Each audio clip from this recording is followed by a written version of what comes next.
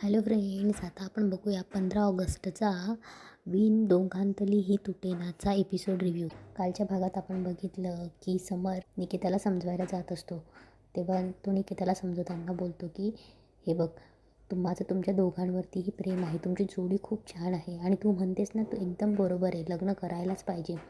मलाही करायचं आहे लग्न, पण तसा जोडीदार मिळायला हवा ना. आणि हे सगळं वॉशरूमच्या त्या बाजूने स्वानंदी ऐकत असते की जिच्याशी मी माझ्या आयुष्यातलं सगळं काही बोलू शकेल. नाही म्हणजे तुम्ही आहात, पण तरी पण ती व्यक्ती नाही आहे ना माझ्या आयुष्यात. खरं तर अशी व्यक्ती आपल्या आयुष्यात असायला पाहिजे जी जज नाही करणार. तेव्हा समर त्याला आयुष्यात कशी मुलगी हवी ते सांगत असतो. स्वानंदीकडनं ऐकतही असते आणि तिला हसायलाही येत असतं. तेव्हा समर बोलतो, अगं हे असं लेडीज टॉयलेटच्या बाहेर उभं राहून मी तुझ्याशी बोलतोय, कोणी बघितलं तर लोक काय म्हणतील. तेव्हा समर निकिताशी बोलत बोलत दरवाजा नॉक करतो आणि बोलतो की ओके चल, मी बाहेर वाट बघतोय, ये लवकर. तेवढ्यात स्वानंदी पटकन तिचा ठेवलेला फोन घेते आणि पटकन दरवाजा उघडते, तर समर तिथून गेलेला असतो. त्याच्यामुळे तिला कळतच नाही की तिथे कोण होतं ते. समर गेल्यावर पुन्हा रेस्टॉरंटमधल्या टेबलच्या तिथे येतो. बघतो तर निकिता आणि आनंद दोघं एकमेकांची गप्पा मारत हसत असतात. तेव्हा समर बोलतो की तू इथे काय करतेस? जर तू इथे तर मी आतमध्ये कोणाशी बोलत होतो. तेव्हा समोर बोलतो की तुम्ही दोघं असे काय आहेत यार? एका घटकेला असे वागतात आणि दुसऱ्या घटकेला असे. बरं मला सांग, जर तुम्ही दोघं इथे आहेत, मग ती व्यक्ती कोण आहे जिच्याशी मी आतमध्ये बोलत होतो? आणि जर ती व्यक्ती तू नाही आहेस तर तिने मला सांगितलं का नाही की ती व्यक्ती कोण आहे म्हणून? तेव्हा समर त्या दोघांना बोलतो, चला चला निघूया आता. समर आणि ते निघायला येणार तेवढ्यात स्वानंदी तिथे पुन्हा एंट्री करते आणि समर आणि स्वानंदी एकमेकांना क्रॉस होतात. समरच्या हातात गिफ्ट असतं जो तो त्या प्रियाला देणार असतो. ते गिफ्ट तो तिथेच ठेवतो आणि निघून जातो.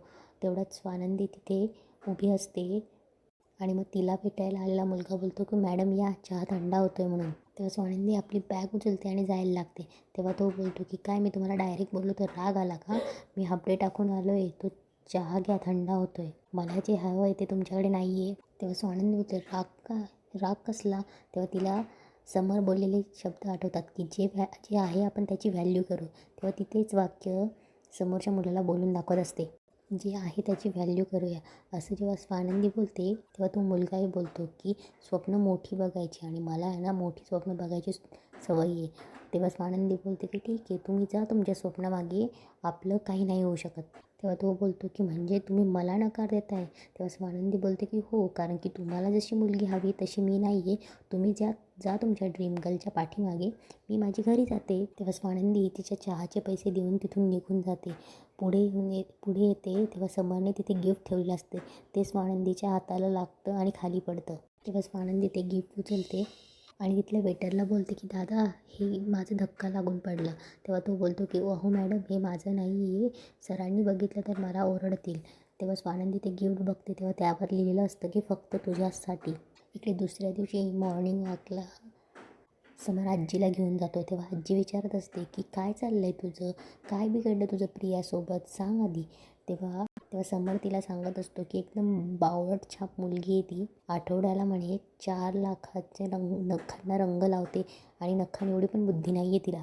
आजी समरला लग्नाबद्दल सांगत असते की देवाने तुझ्यासाठी ना एक सुंदर मुलगी राखून ठेवली आहे. आणि ते जिथे ते मॉर्निंग वॉक करत असतात तिथेच स्वानंदी तिच्या बाबांना घेऊन योगा करण्यासाठी आलेली असते.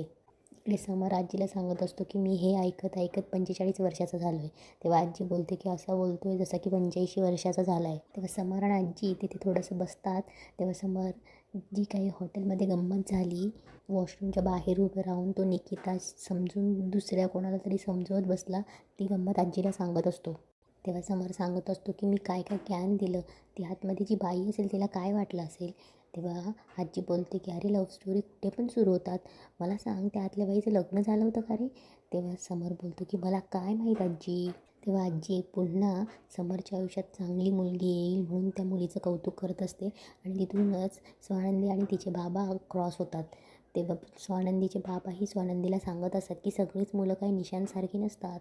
तेव्हा बाबा स्वानंदीला सांगत असतात की तुलासुद्धा एक समजून घेणारा समंजस मुलगा भेटेल. तेव्हा स्वानंदी बोलते की हो, आला मला काल अनुभव. आणि ती पण काल जी गोष्ट घडली, समर तिच्याशी बाहेर उभं राहून जे बोलत होता, म्हणजे समर जे काही ज्ञान देत होता ते स्वानंदी तिच्या बाबांना सांगत असते. तेव्हा स्वानंदी सांगत असते की म्हणजे त्याचं जे बोलणं ऐकून माझी तर तंद्रीच लागली होती. बाबा, असा एखादा माणूस भेटला तर किती छान होईल ना. तेव्हा स्वानंदी आणि बाबा बोलत असतात. तिथून समर आणि आजी क्रॉस होते. तेव्हा बाबा स्वानंदीला विचारत असतात की नंदू, कोण होता गं तो मुलगा? इकडे घाईघाईत स्वानंदी वृद्धाश्रमातील तिच्या मित्रांना भेटायला येते. तेव्हा ते सगळं तिला सांगत असतात की ही जागा जाणार आहे आणि आता आम्ही कुठे राहायचं. हे श्रीमंत लोक ना दुसऱ्यांचा विचारच करत नाही. यांचं काय बिघडतं या जागेवर मॉल नाही बांधला तर. तेव्हा तेव्हा ते नाना बोलतात की आम्हाला एखाद्या धर्मशाळेत किंवा मंदिरात राहायची वेळ येईल. इकडे अंशू त्या जमिनीचे पेपर घेऊन समरकडे येतो आणि तो त्या जमिनीबद्दल सांगत असतो की जागेवर कब्जा केला आहे, त्या लोकांनी अजूनही दिलेली नाही. तेव्हा समर त्याला ओरिजिनल पेपरची डिमांड करतो, पण अंशू त्याचा शब्द दुडकावून लावतो आणि बोलतो की दादा, खूप छोटं काम आहे, तू नको लक्ष देऊ एवढ्यात. तुला माहीत असावं म्हणून मी इन्फॉर्म करतो, बाकी तू नको लक्ष देऊ. तेव्हा समर त्याला सांगतो की ठीक आहे, जे काही करशील पण ते लिगली करायचं. इकडे स्वानंदी समरच्या ऑफिसच्या येऊन तिथल्या ऑफिस स्टाफला विचारते की मला तुमच्या समर राजवाडे सरांना भेटायचं आहे. तेव्हा ती मुलगी बोलते की मॅम, तुम्ही अपॉइंटमेंट घेतली आहे का? तेव्हा स्वानंदी बोलते की अपॉइंटमेंट तर नाही घेतली आहे, पण हे बघा तुमच्या कंपनीकडनं आम्हाला अशी नोटीस आली आहे, ते सरांना दाखवायचं होतं. तेव्हा ती मुलगी बोलते ते सगळं ठीक आहे, पण मॅम तुम्हाला सरांची आधी अपॉइंटमेंट घ्यावी लागेल. कुणालाही मी असं वॉकिंग नाही सोडू शकत. तुम्हाला 3 दिवसानंतरच अपॉइंटमेंट मिळेल. तेव्हा स्वानंदी बोलते की नाही हो, वृद्धाश्रमाचा प्रश्न आहे, म्हातारी माणसं आहे, ती घाबरली. तेवढं तिथे अंशुमन जाताना बघतो आणि तो तिथेच थांबतो. तेव्हा स्वानंदी बोलते काही करा, अपॉइंटमेंट मिळवून द्या, अगदी 5 मिनिट भेटली तरी चालेल.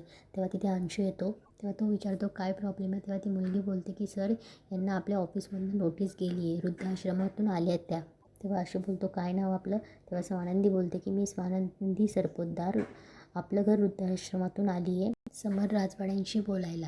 तेव्हा आशू त्या मुलीला बोलतो की मी बोलतो यांच्याशी, कारण की आशूनेच ती जमीन कब्जा करण्यासाठी नोटीस पाठवली असते आणि तिथे त्याला समरला सांगायचं नसतं. तेव्हा अंशू स्वानंदीला बोलतो की बोला, काय म्हणणं आहे तुमचं? तेव्हा स्वानंदी बोलते की जी वृद्धाश्रमाची त्यांनी नोटीस पाठवली त्या संदर्भात बोलायचं होतं. तेव्हा अंशू बोलतो की त्याने काय होणार आहे?